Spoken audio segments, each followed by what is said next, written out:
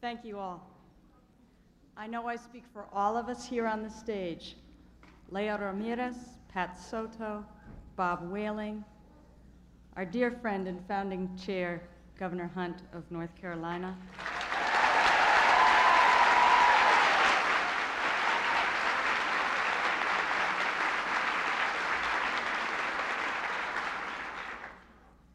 Betty Castor, Jim Kelly, and Carol Moyer.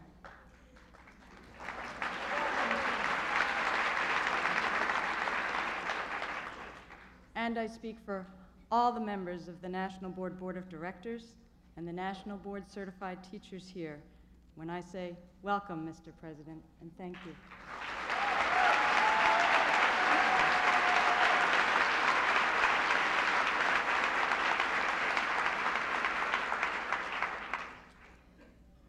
You knew we were a good idea for this country long before many of us here knew it. As governor of Arkansas in the late 80s and early 90s, you worked to enlist the support of the National Governors Association for the mission of the National Board. And you have worked throughout your entire presidential administration to provide the federal support so vital to our success. You know that standards count and that quality counts, but that most of all, for the success of our students, the quality of the teacher counts.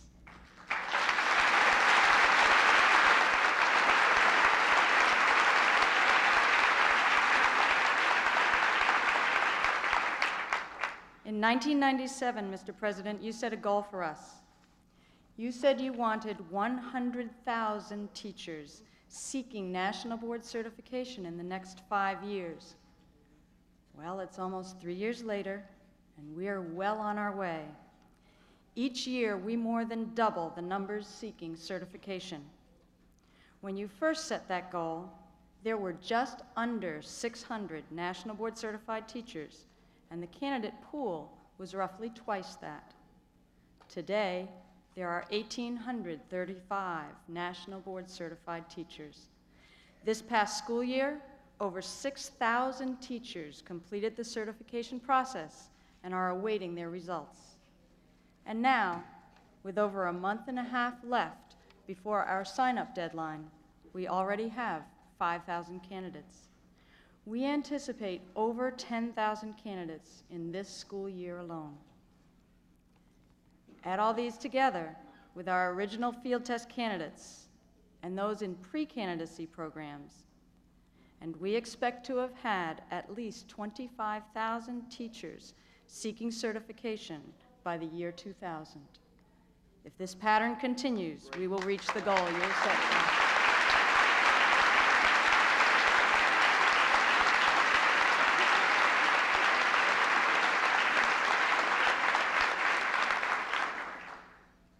I am so very pleased today to introduce Carol Moyer, a National Board certified teacher from Columbus, Ohio, who will introduce the president.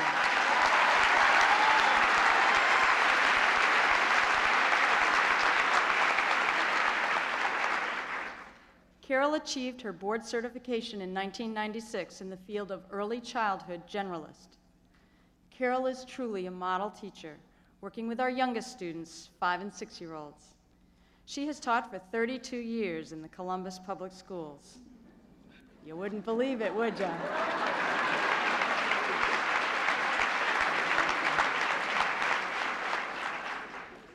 In addition, she is a dedicated member of our National Board family. She has served as an assessor and a trainer of assessors for us. She is a teacher of teachers as well as a teacher of students. She leads Facilitators Institutes for us and makes speeches across the country advocating the mission of the National Board. Her commitment to our profession is ongoing and absolute. It is my honor to introduce to you Carol Moyer, National Board Certified Teacher.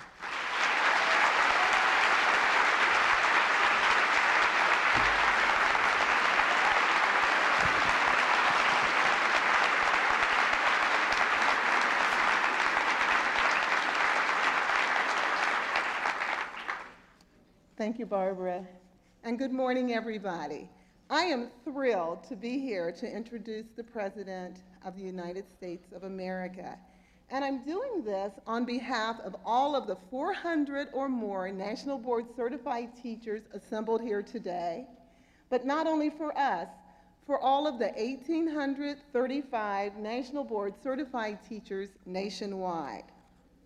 Mr. President, I personally thank you for making this possible for us, for me.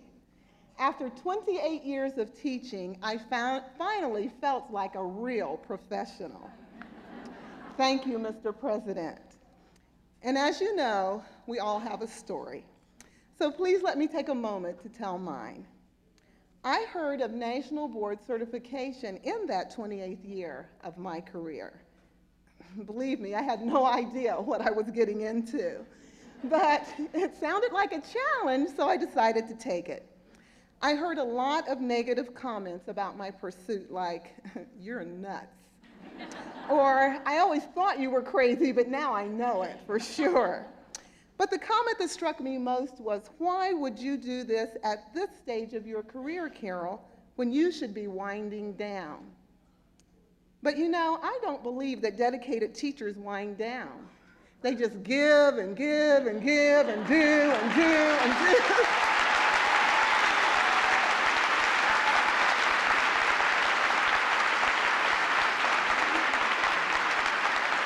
And they do that until they have no more to give, and then they graciously step down. And that is especially true for me because, you see, I know that I have a divine call on my life to be a teacher. I knew in 3rd grade that the Lord was calling me to teach. And as a young 6th grader, I knew that I would someday teach kindergarten. Now, believe me, it hasn't always been easy. In fact, I started out with my first class. I had 40 students in the morning and 42 in the afternoon. And there were no such things as instructional assistants in those days. Now, 32 years later, my class is smaller. But you know, Mr. President, it's not small enough.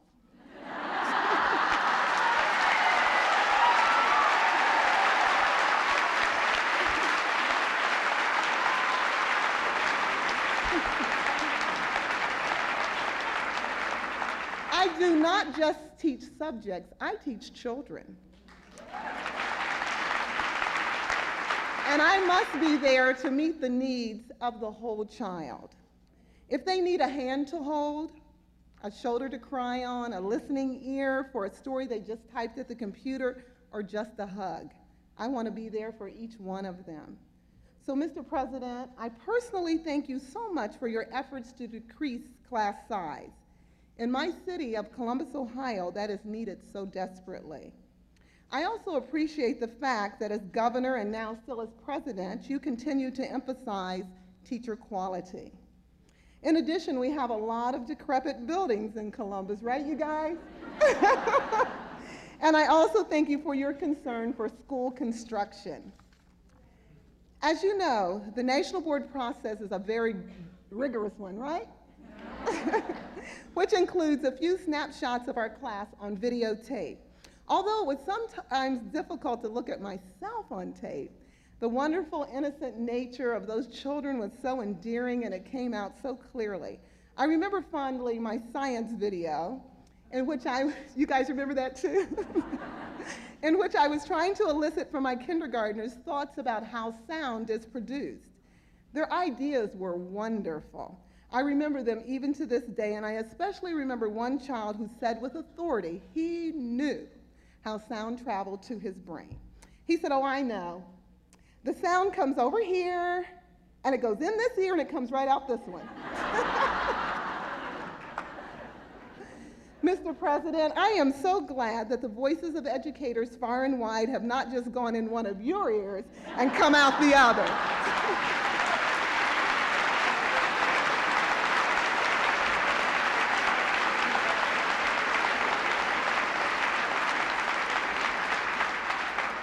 Thank you so much for all that you have done and are doing for America's teachers. And now I'll get out of the way and let you hear who you really came to hear, okay? So it is now my great pleasure to introduce to this audience the president of the United States of America, President William Jefferson Clinton.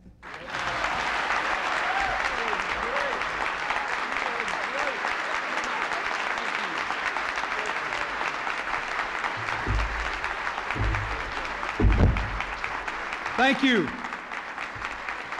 Thank you very much. Thank you.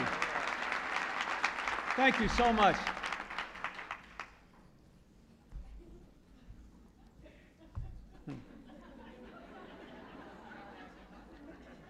I was thinking how much help I need in trying to get what I say to certain people in the Congress not to go in one ear and out the other. And that maybe I should go through this training program. I believe everything Carol Moyer said, except the part about having been a teacher for 32 years. She looks like she was about 12 when she started. I want to thank Carol and your chair, Barbara Kelly. Thank you, Jim Kelly and Bob Whaling and Betty Hassert and all the others that are involved with the board. I'm glad to see the president of the National Education Association, Bob Chase, here. Thank you for coming, sir, for your support. But I have to, and I have been honored to support this endeavor since before I was president, as has been said. But the person who deserves all the credit, in my view, without whom none of us would be here today, is Governor Jim Hunt from North Carolina. Thank you. Thank you.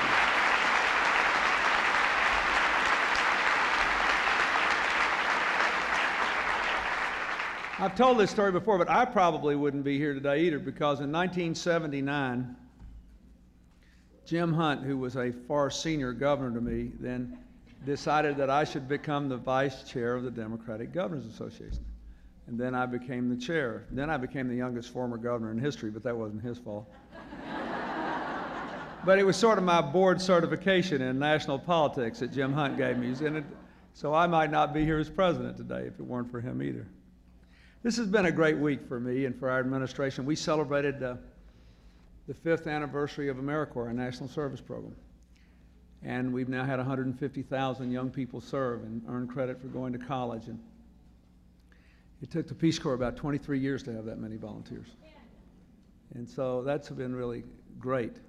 And we also, I might say, have been able to get from the Congress the largest expansion in the Peace Corps in a generation as well. So that's been a very good thing. And today, Hillary and I are sponsoring a White House conference on philanthropy.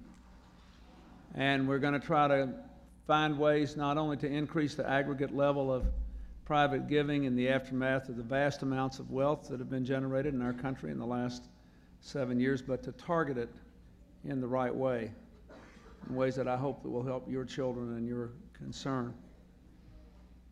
I even had a pretty good meeting with the congressional leadership. We're actually working to try to work through our differences on the budget, and I'll have more to say about that in a few moments. A couple of them who weren't there persist in trying to accuse us of doing what they have done on the Social Security surplus, but I'm committed to turn the other cheek until we see if we can work it out together. I guess it's easier when you're not running for anything to do that.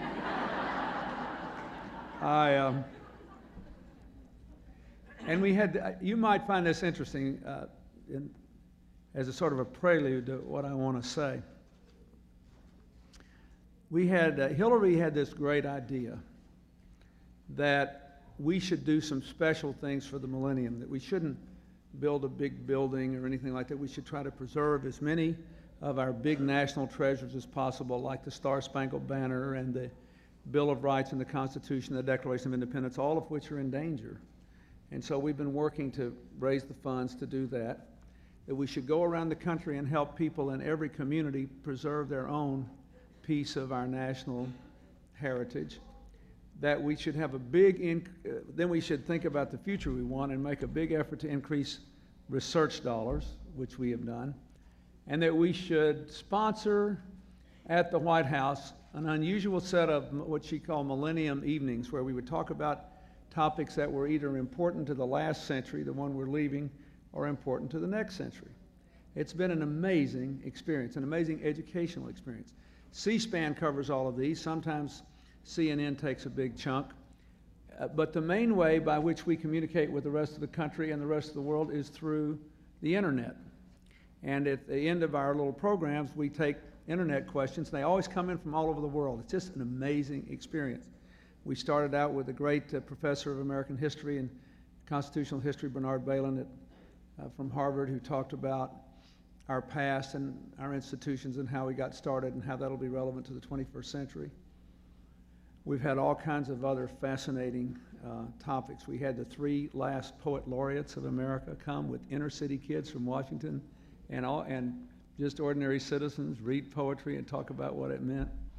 We had the great Wynton Marsalis, the only living musician from New Orleans, the only living musician who is both the best classical and the best jazz musician in his instrument in the world, come and talk about the history of jazz as a uniquely American art form in the 20th century. We had the great British scientist, Stephen Hawking, who has lived longer with Lou Gehrig's disease than anyone else, come and talk about black holes and undiscovered galaxies in space and how our notion of time will alter and our understanding of it will alter in the 21st century. Elie Wiesel came and talked about the price of indifference from the Holocaust forward and all the racial and ethnic turmoil we've had. It's been amazing. But last week, we had a man named Ben Cerf there who was sort of the creator of the architecture of the internet, who sent the first email 18 years ago to his profoundly deaf wife, who had been deaf from early childhood and so deaf that no hearing aids would help her. So the email got started as a way of communicating. He was there along with a professor from Harvard of genomics named Ladner, who was talking about our efforts to complete the Human Genome Project, to break down all the secrets of the gene. And what they did was they talked about the interconnection of the computer revolution to the genomics revolution. And both said, look, we couldn't be unlocking the mysteries of the gene if it weren't for computer advances, because that's really what enables us to map out the gene, chart it, and see what's going on. And it will also enable us to actually find practical applications for the challenges we find when we look at the human gene structure. And then Mr. Cerf, the internet fellow who did the email 18 years ago to his wife, said, now, for example, my wife was profoundly deaf for 50 years. And a very small digital device has now been inserted deep within both her ears, and she can hear after 50 years of total deafness. And he introduced her, and she stood up, and she talked about what it was like. She said, I went to a James Taylor concert the other night. Some of you are too young to appreciate this. And she said, I'm quite sure I'm the only person who heard Fire and Rain for the first time in the late 90s. It was an amazing thing. She talked about what it was like to hear the birds sing in the morning. But the point is, digital technology combined with medical science made this possible. And they speculated that we've been spending a lot of time in medical research trying to help people with spinal cord injuries. And last year we had a nerve transplantation in a laboratory animal from the legs to the spine in a way that for the first time ever in the lab with an animal allowed an animal with a severed spine to recover movement in its lower limbs. Stunning. So, but these people were saying what we may be able to do now is to develop digital technology key to the genetic breakdowns in the nerve that we can actually insert a device in the spine that will replicate the normal spine and give people movements without having to figure out whether the nerve transplants will take. Well, what's all that got to do with you? First of all, it means that it's important that all of our children learn, and that we develop a level of comfort with basic technology and basic scientific concepts that most people didn't need in times past. The second point I want to make to you, which will be important to you because you know we have the largest and most diverse student population in history, is the genomist said a fascinating thing. He said, we got these 100,000 genes and billions of possible permutations, but what you should know is that all human beings genetically are literally 99.9% the same. He said the second thing you should know, which he said was to him even more amazing, is if you take any given racial group, let's say you had a bunch of Hispanics here and a bunch of Asians here, and you had people from the Mediterranean countries in Europe here, and people from an African country over here. He said if you get 100 people in each of these separate racial groups, the genetic differences of the individuals within the group would be greater than the genetic differences from group to group. Very interesting. Providing scientific support for what you try to do every day, which is to convince your kids that all children can learn, that there's no reason for us to fight with one another because of our differences, that all these troubles that are gripping the world, all over the world, the racial, the ethnic, the tribal, the religious differences have to be somehow overcome by understanding and teaching people that our common humanity is more important than the differences, and that once you accept that, then the differences become interesting and make life more fun. But it was a very important thing. And it shows, again, the importance of learning to our common progress on this earth. Now, that's why I think what all of you have done with the board certification is so important. I remember when you came to the White House with only 177 board certified teachers. Some of you were there then. Now there's not enough room to keep you all in the White House. And the next time we might have to use RFK Stadium to have a meeting of all of you, and I would like that very much. I am very grateful for the progress that our country has made economically, socially, and in education. I'm grateful that we've got the longest peacetime expansion in history and 19.5 million new jobs, lowest unemployment rate in 29 years, lowest welfare rolls in 30 years, lowest poverty rates in 20 years, lowest crime rates in 26 years, lowest murder rate in 31 years, first back-to-back budget surpluses in 42 years, and the government is the same size it was when John Kennedy was here in 1962, 37 years ago.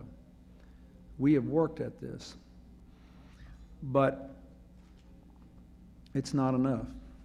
I'm glad that we virtually opened the doors of college to all people with the Hope Scholarships and the expanded Pell Grants. I'm glad that we probably will succeed in connecting all of our classrooms to the internet by 2000, except in the places where the school buildings literally too decrepit to accept the wiring. I'm glad that we have dramatically increased our investment in after-school programs. But there's more to do. I am very proud that the idea of standards is now taking root around the country. In 1996, listen to this, in 1996, there were only 14 states in the country that had measurable standards for student performance. Today, there are 50. But there are still only about a dozen that have genuine accountability measures when the standards aren't met, and aggressive strategies to identify failing schools and to turn them around. North Carolina does. That's one of the reasons they've had the best increases in student performance in the country. But all over the country, you see test scores going up, even in the poorest inner city and rural schools.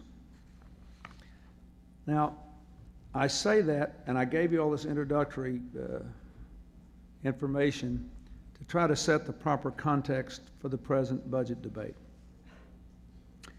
To most Americans, it's a lot of numbers and a lot of noise.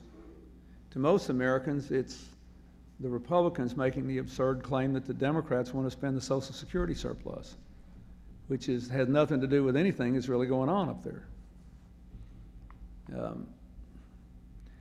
But there are things going on in the budget debate which are in some ways different from the ones we've had in the past, but still very important. When it comes to education, the debate is not so much about money anymore as it is about values, priorities, and direction. Not just about how much we spend, but how we spend it.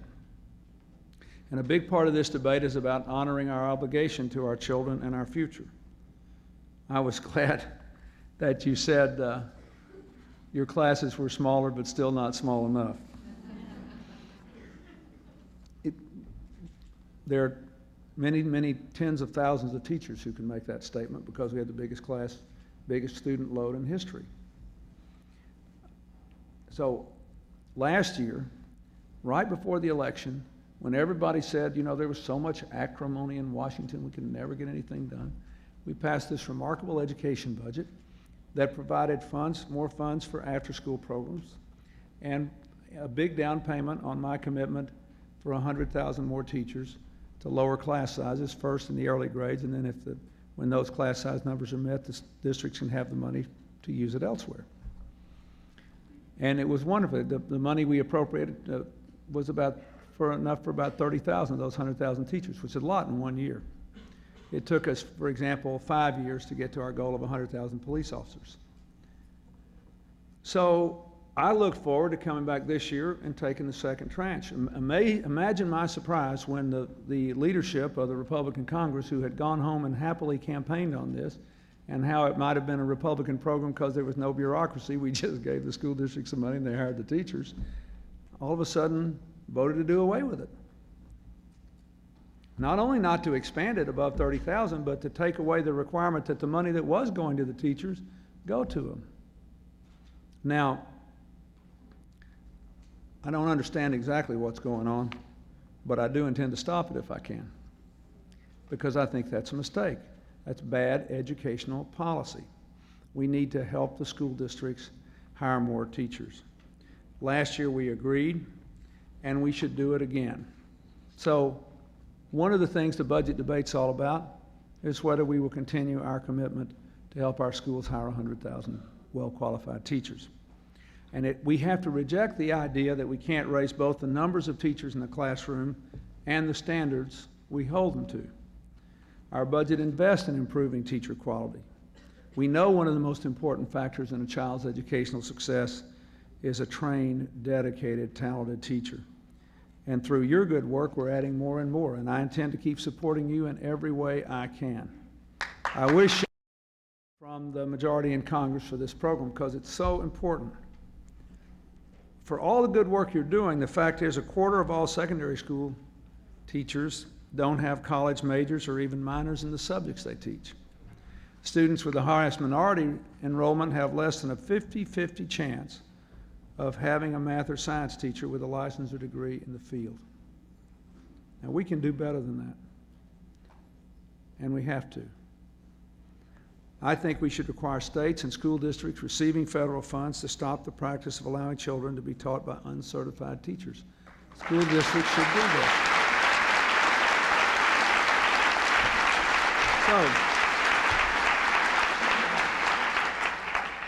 So when we reauthorize the Elementary and Secondary Education Act, one of the things we ought to do is to say, this, if you want the federal money, this is one of the things you have to do.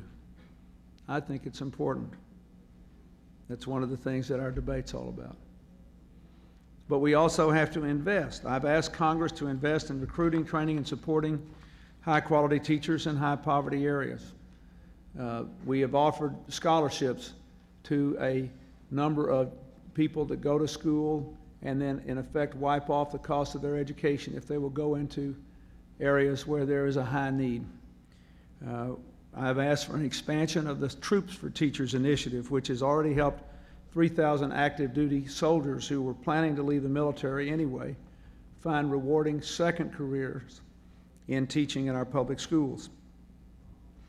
The budget bill, even though it has quite a lot of money in it, for reasons I don't understand, underfunds the teacher quality initiatives and doesn't provide a single penny for the Troops for Teachers program. We need more and better teachers. The skills that a lot of these career military people have are desperately needed in a lot of the places where there is a significant teacher shortage. So that's what I'm fighting for. It's not about money, it's about things that we know will work to help our kids. That's one of the things this budget debate is all about. It's also about accountability. Where there is rising accountability, to go with rising standards, and a strategy to help people meet the standards, not just define them as failures, we've seen progress. 2 years ago, North Carolina sent assistance teams to their 15 lowest performing schools. A year later, 14 of them had met their goals and were taken off the list. 1 year. We've seen the same kind of improvement in Chicago, Dade County, many other places. I was in one of the poorest neighborhoods in Chicago in the large Robert Taylor Homes project, where they had a school, elementary school, with terrible performance. In 2 years, they doubled their math scores and tripled their reading scores. So we can, by the same sort of concentrated effort, remember, we're 99.9% the same genetically. We owe it to these kids to give them their chance at the brass ring of their life.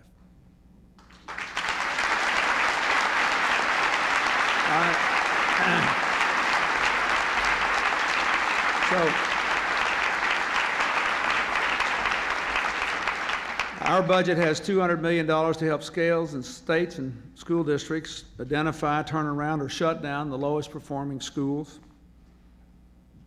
For example, districts could send board-certified teachers to help students and teachers get their schools back on track. Unfortunately, this Republican budget bill doesn't put a dime into the strategy of turning around low-performing schools. This is not just about saying, well, I put that money up there and they'll figure out how to spend it.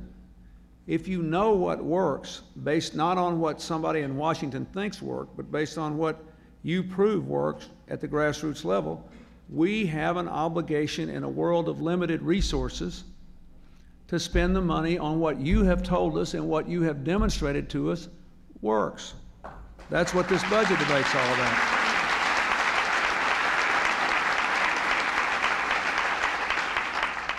That's why we've invested in after-school and summer school programs, providing extended learning time so that school districts can say, okay, we're ending the practice of social promotion, but we're not branding the kids failures, we're giving them a chance to succeed. And let me say another thing that I think will be increasingly important as we try to come to grips with the dropout rate and the consequences of it, is to reach young people at an early age, to get them excited about academic achievement, and to give them the sense that they have a personal possibility in the future. That's why we have worked hard to establish last year this Gear Up Mentoring Initiative, which allows college students and others to go into middle schools and show young people that if they do their work and they learn their subjects, that they can all go on to college. Explain to them the Hope Scholarship, explain to them the Pell Grant, show them, let them take home to their families exactly what kind of assistance they'll be able to get, so that they'll know it is an actual reality. It isn't enough to open the doors of college to all Americans. People have to know they've been opened. They have to be aware of these things. You know, we do things in Washington. I sign a bill, we just assume everybody knows about it. That is the beginning, not the end. If nobody knows about these things, they might as well not have been done. So that's a big part of what this budget's all about. We also have to ensure greater access of all kinds of students to a successful and complete high school education. That's what our Hispanic Education Action Plan is all about.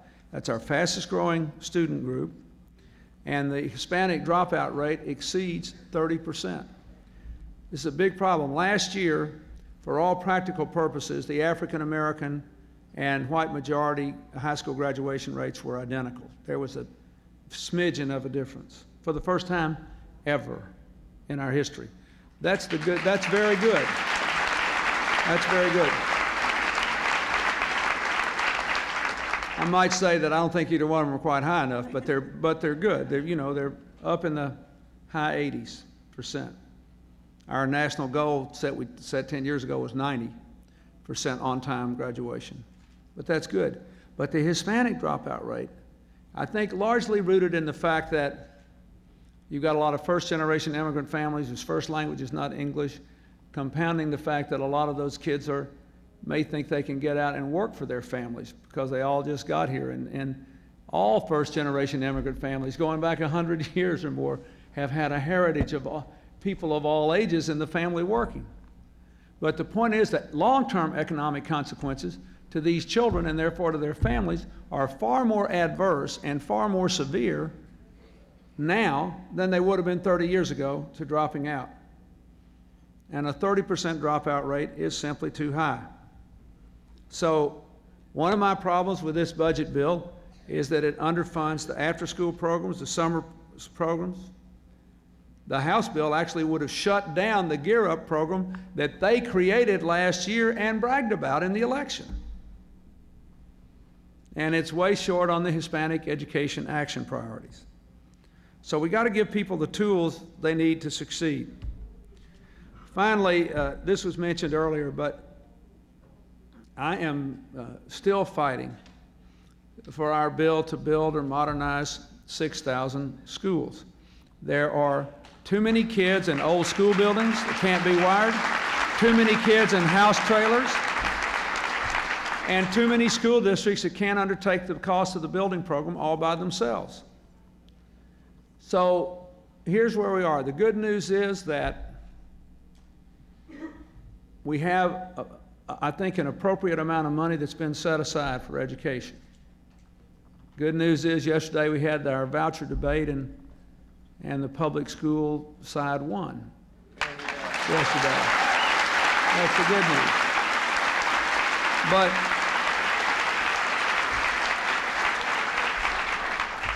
But we do not have anything like because at this moment we have this surplus and we're at a moment of prosperity, we were able to agree generally on what I think is an adequate increase in funding, but there is no commitment yet for more and better teachers, for smaller classes, for increased accountability, for higher standards, for giving the tools out there that we know that you know work.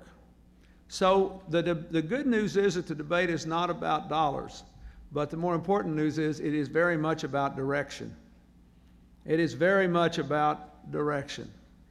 And just as I fought to get a modest amount of federal money to support your program, because I do believe that when you are certified and you go through this process, it is not only good for you and good for your students, it's good for everybody that you come in contact with in your schools. And I believe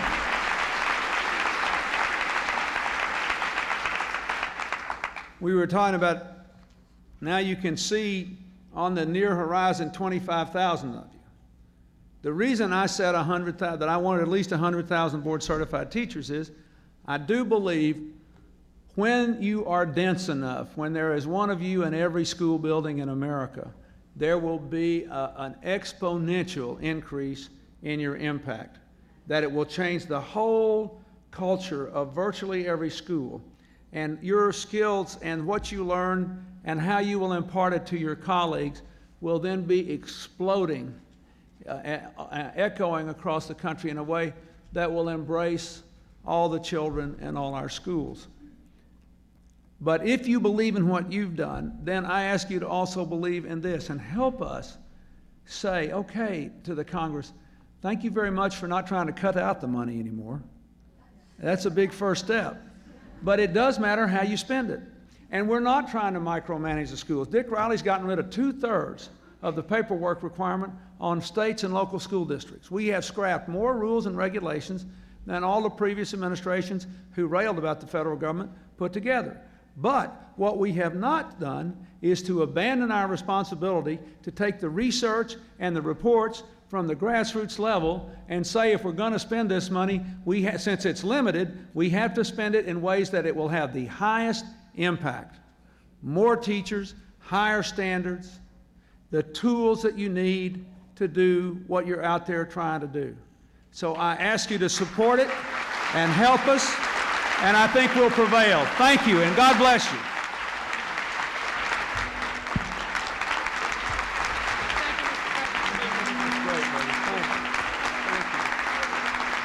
thank the President for being with us today.